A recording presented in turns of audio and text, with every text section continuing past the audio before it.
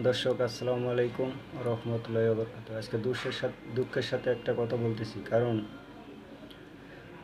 শহীদ মাননীয় প্রধানমন্ত্রী জিয়াউর রহমান যিনি মৃত্যুবরণ করছে দেশের মাটিতে, কিন্তু কোনোদিন খারাপের সাথে আপোষ করেনি।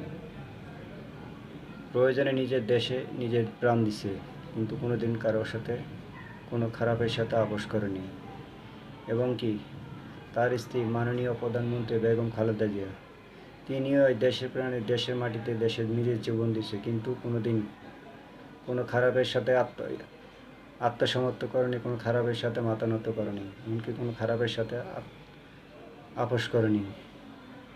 তার কারণে নিজের জীবন নিজে এই দেশের মাটিতেই দিচ্ছে, নিজের মাটিতেই। এবং তার সন্তান মাননীয় প্রধানমন্ত্রী তারেক রহমান, তিনিও চায় নিজের ইচ্ছা মতো, নিজের বাবার মতো, নিজের মায়ের মতো এই দেশকে পরিচালনা করতে, এবং কি দেশকে ভালো করার উদ্দেশ্যে নিয়ত করে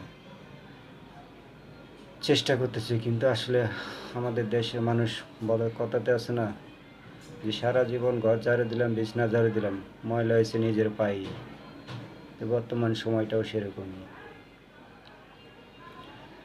মাননীয় প্রধানমন্ত্রী তারেক জিয়া চাইলেও দেশকে সুন্দর করতে চাইলেও পারে না, কারণ কিছু কিছু নেতাকর্মী আছে, কিছু নতুন নতুন নেতাকর্মী যোগ দিচ্ছে তাদের কারণে, এবং তাদের জন্য এই দেশকে পরিপূর্ণভাবে পরিচালনা করার জন্য চেষ্টা করলেও সে পারে না।